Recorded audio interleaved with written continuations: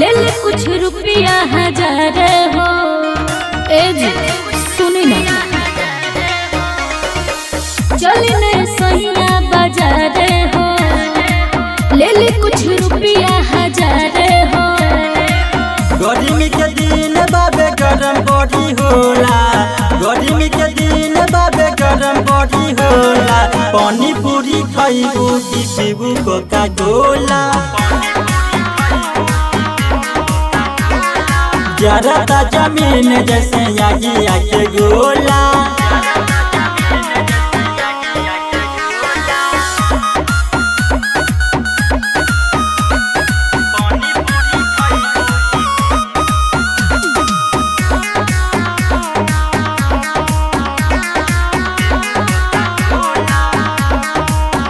जब पलंग पकोरे लखेला हो, बड़ी दहिया में गर्मी हो खेला हो, बुझता ना?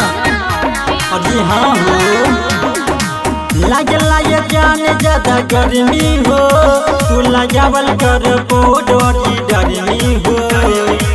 जोड़ल जवानी तोर लागो कबसीला, जोड़ल जवानी तोर लागो कबसीला। पानी पूरी खाइबू की पीबू कोका कोला,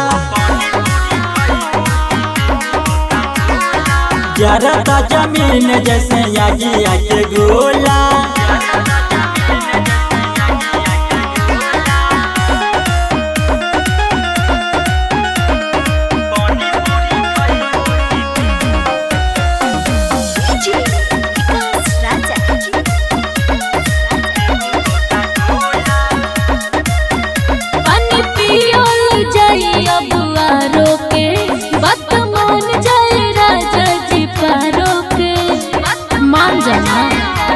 अरे ना हो, थोड़ी बात लगे छेना मिठाई हो, गिरीश राजेश के जानी सिखाई हो।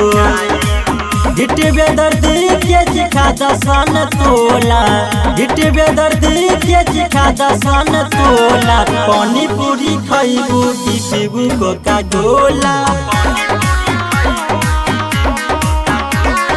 जरा जमीन जैसे आगी आके गोला। Angika recording studio, Rupauli, Purnia, Bihar.